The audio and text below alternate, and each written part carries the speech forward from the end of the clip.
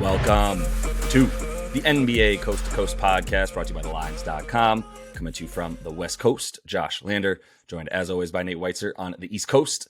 And we are looking at Tuesday night's playoff slate here, getting ahead of that for you guys on a Monday as we are recording this. Looking at a few injuries that we are going to definitely be tracking heavily there in that Heat and Knicks game that we will be talking about in our best bets video here. We also touch on game one there between the Lakers and the Golden State Warriors, a team I just saw live yesterday in that game 7. So we are going to be looking at that in the best bets and our player props video. Make sure to like and subscribe so you can check out everything we're bringing you moving forward in this postseason. Also head to thelines.com. You can check out all of the great written content we're putting up on the site throughout these playoffs and use the odds finder tool on there. Make sure you're getting the best odds available to you and all these books that are giving us bets in this postseason in the NBA. We don't know, obviously, how we did yet on Monday night. We had a game video, best bets, and our player props up for you. So check those out if you still are able. But we are going to move right along here into our first best bet of the night from Tuesday. Nate, why don't you get after it?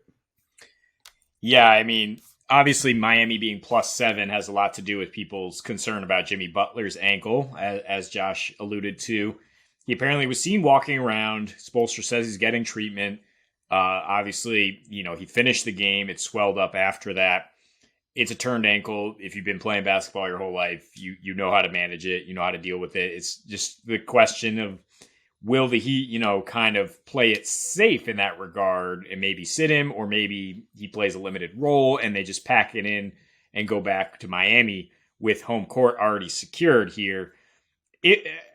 Hopefully not, because I'm still sticking to this pick, which I think is good, is that a teaser of Heat +11 and the over at 203 or 202.5 as it stands here. If you are worried that Jimmy's not going to be able to play, I guess you would just go with the over, which I still think is intact here. And I'm gonna use the same logic. Like, we barely got over in that game 1, and how many things were working against the over in that situation? The Knicks going ice cold for about 5 minutes in the fourth quarter. It, first of all, being a Sunday 1 p.m. game. Knicks, who are shooting very, very poorly from three in this postseason, but 7 for 34, yikes! And then missing 8 free throws, and Julius Randle being ruled out relatively late. I see this. There's still being a good potential for offense. Especially if Jimmy Butler plays, I feel very confident about this. I feel confident about Jalen Brunson bouncing back, even though he had 25. He didn't shoot the ball well, and he took responsibility for that. Like, in the second half, the Heat are not getting blown out, because in the second half with Jimmy out there, another caveat, that they have a 121 offensive rating in these playoffs, which is just absolutely incredible. Even with the slower pace here in game 1 against the Knicks, they were able to get past their team total, do their part, if you will. Eric Spoelstra is not JB Bickerstaff. In the way to praise Spoelstra, that I think he'll find a way to manufacture points, even if he doesn't have his guy out there like Bam and then 3-point shooters around him. But another thing that worked against us having an over is an all-time vintage Kyle Lowry game, right? Just being a pest and swatting 4 shots from stripping/swatting and fouling people before they got the dunk down, et cetera, et cetera. Look, if Jimmy's healthy, it would take an absolutely massive effort for the Knicks to cover 11 points, though. If Jimmy's even playing at all on one leg, I still think that's unlikely. What did it take for the Bucks to actually win a game against this team? They shot 51% on 53-point attempts, also had a 35-11 assist-to-turnover ratio, and that game was just played at a 103 pace. And this series probably isn't going much past a 93. Which, while it might make you nervous about the over, it certainly doesn't make me nervous about +11. Because just the Knicks don't play fast enough, especially down the stretch, I think, to blow out this team. A team that, again, is not the Cleveland Cavaliers, which we just saw just melt away as that series progressed and had no fight and no organization to speak of. I think Miami still, from an organization standpoint, from a franchise standpoint, is going to be out there competing. So I will stick with this and hope that the total continues to drop, or the line continues to grow if people are really nervous about Butler not playing. I am a bit nervous about Butler not playing, or being so ineffective that they realize he shouldn't even really be out there. The reports of his ankle swelling to the size of a baseball after the game, obviously you have a little bit of time off, that can come down, you're going to shoot it up, etc.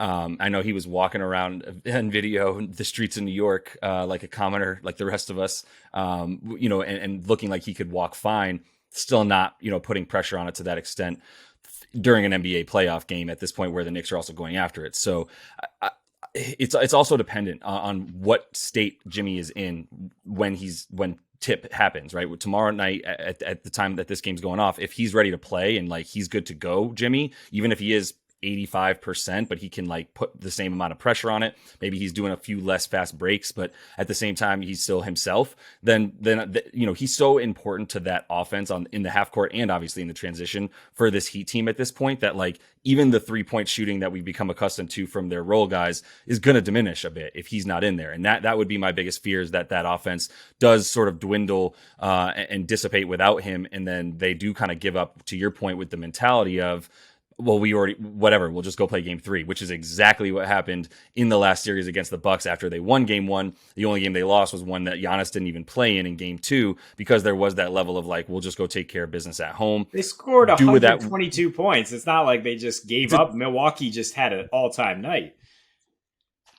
To segue to my next point perfectly from off what you're saying, I still think that without Jimmy at 100%, combined with what's happening to Julius Randle, who we have not yet said it doesn't have props up. You can get like a first field goal prop somewhere for him, but he doesn't have his other props up at this point because he still is listed as at least questionable, potentially doubtful to play in that one. And to be honest, where I'm at with that one is that I think I know a lot more of what I'm getting if Julius Randle is able to play or not. If he is able to play, I know what I'm getting from an injured Julius Randle based on what I saw in the first bunch of games in this series. And my pick is under 207.5 in this game right now, dependent on a couple of things. Jimmy not playing, Randle not playing, or Randle just being, like I said, the same level of hobbled that he's been. I don't know what to necessarily expect from superhuman Jimmy Butler if he does play on that ankle, and he impacts this total greatly, in my opinion. Obviously, as well as the game, it's already a little bit out of hand, in my opinion, at -7. Like, if it is a Jimmy game that they're out and they're just going to pack it in and go back to Miami, then yeah, I'm fine with actually the Knicks running away with this thing, before let's say in the third quarter at some point early in the fourth, and just kind of pulling away and being able to cover that 8 points. I would, in the meantime, probably just tease it the other way, to be honest with you, with the knowledge that like Jimmy might not play or is going to be hobbled to that extent. I think that the Heat are just so much more severely, they're at a loss way more with Jimmy not playing than the Knicks are without Julius Randle or with injured Julius Randle on the floor.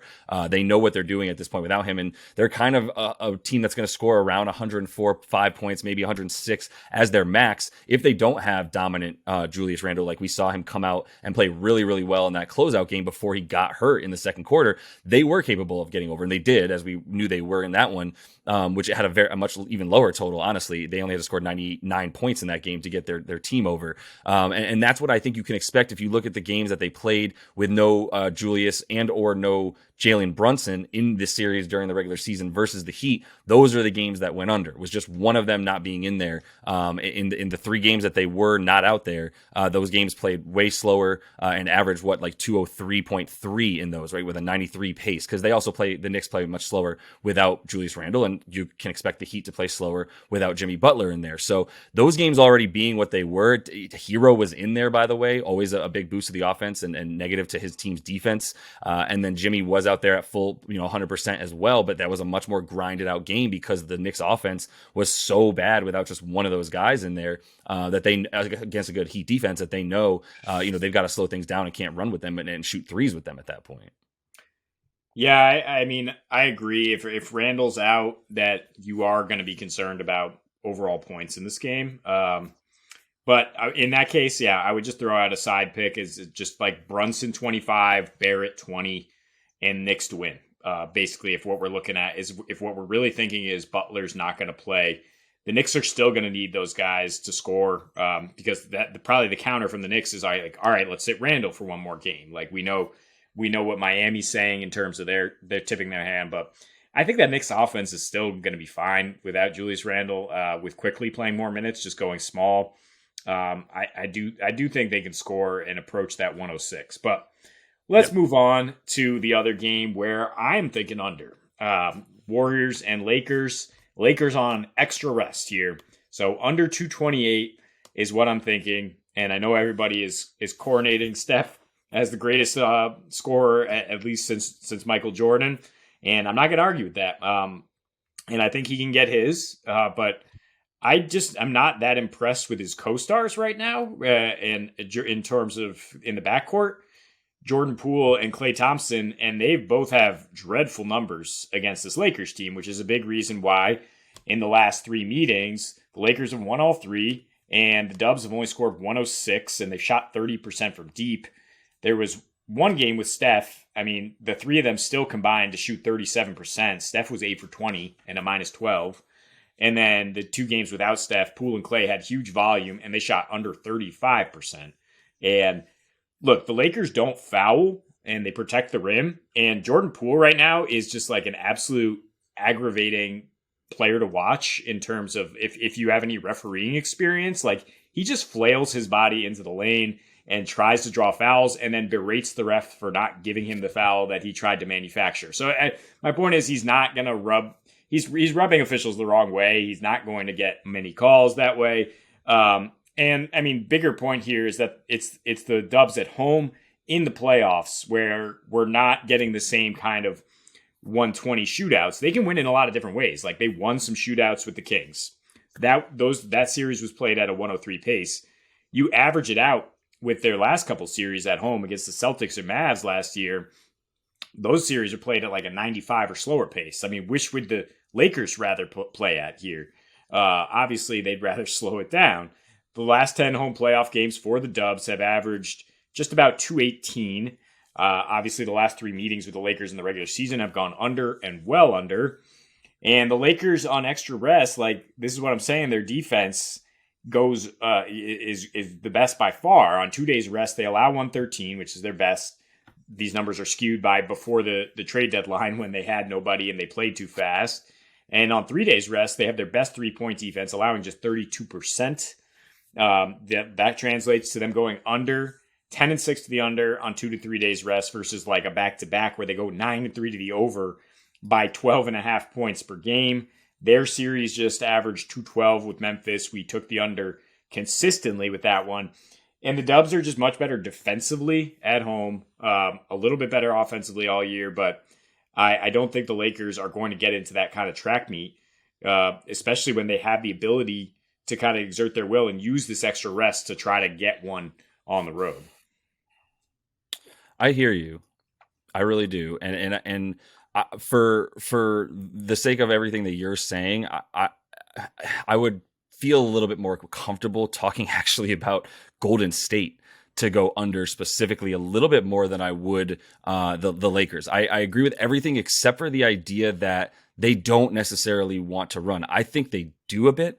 And I'm correlating that with something I talk about in player props, because I think specifically Mr. LeBron James wants to run for the Lakers. I think he knows that if he can get ahead of that Warriors defense, which is good at home, as we know, 108 defensive rating there versus 118 on the road, then we do know that, like, if he can get ahead of that, I think he knows he's in a much better position to score in transition, because Kevon Looney's not getting back there in time to stop him. And at that point, it's him versus anybody else on the Warriors who's much, much smaller than him, including Draymond. So, I do think that, like, I'm going to look at some LeBron props there in our props video, talk about him getting some overs, because I think he's got to pick his spots. I think he knows that this is a big game, and it's going to be somewhat of a repeat in that Grizzlies series where he came out firing in game 1, a little bit with the knowledge that he wasn't really going to have to do much in game 2 if things didn't go right, and he could play, the 32 minutes that he did in a blowout loss to the Grizz there in game 2. And I could see that kind of going this way in this series.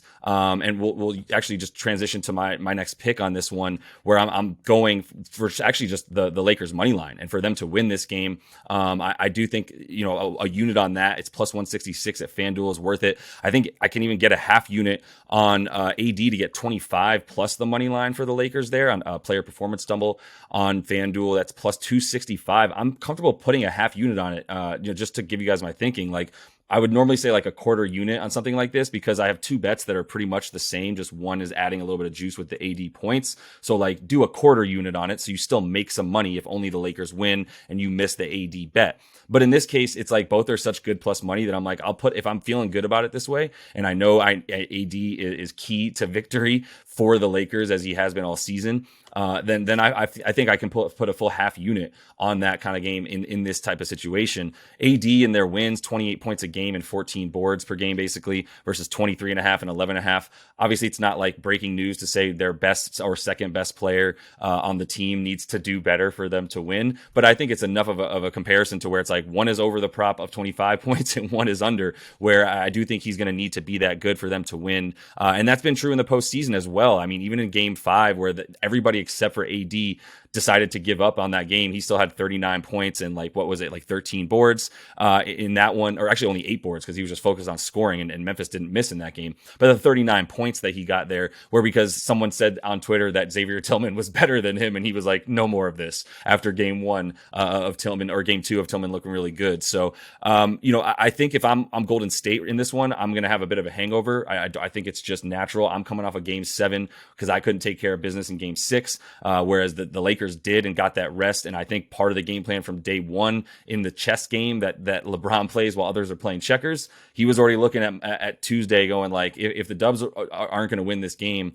I'm going all out. Let's get this out the way, and then I'm ready to go with hella rest, 4 days off to get a hold of them. So I think they're going to dominate the glass, like you said. So I don't necessarily love taking the under because of the fact that I do think the Lakers are going to put it on them on offense a bit, and the tired legs will show on the defensive side of the ball for the Golden State Warriors.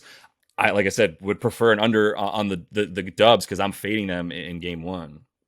That's fair. I mean, yeah, didn't both get game 6 and 7? The Dubs went well under their total, and that's with Steph giving them 50 in game 7. So I don't think that's going to happen. I know the Lakers don't have the personnel to really contain him the way they have in years past with KCP. I said to Josh, like, well, he's going to cool off next series. Well, I guess not. I mean, I don't know exactly who they're going to throw at him, but I think there's some good elder statesmen. Obviously, there's good rim protection. I mean, I think a lot of what the Kings did to give him that 50 was just like flailing from a strategic standpoint. Like, oh, stay on his hip.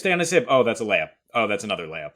And I just don't think the Lakers are going to be that disorganized or that panicky with all the veteran presence they have, which is to say, and then the 3-point shooting was really poor around Steph, like all series with the Kings. And like we said, yeah, Clay is not been it lately. I don't think Poole's going to have much success attacking the rim. So that is why I like the under. And I guess that would be a reason to like the Lakers. Like I feel this is a toss up. And if you're looking at plus 4.5, then maybe I'll tack onto my thing that the under could be 232 and you could have Lakers plus 8.5 and say this is their best shot to steal one. I think they know that with the Dubs coming off a game 7. So I would expect them to play this one tighter than they do game 2, maybe. Yeah, and since we're recording this on Monday, I have the luxury of saying like this is a pretty early line in this game, and at a money line of plus 166 right now for the Lakers to win a game. I think that's going down before it goes up for sure. And even if people are just coming off the memory of Steph scoring 50 plus, like, you've got to have also some memory of the fact that LeBron has rest. And when he has rested in this playoffs, he's looked incredible. So he'll be a driving force for them. And we'll see how this game goes. It's going to be a fun series. I'll talk about another bet, but I will throw it in the props video. But I'm just going to put it out in this one too, with everything I'm talking about with that money line for the Lakers. The Lakers to win game 1 and lose the series is plus 550 on DraftKings. I'm thinking about taking that 5.5 to 1 as well, because I do believe in them to win game 1. But at that point, like, I still think it's somewhat anybody's series and that the Dubs can take one in LA as well. So pretty good time ahead of us either way, as that is all the time we have for you in this video. Make sure to like and subscribe to that page. Continue to follow along, and until we see you next, happy betting.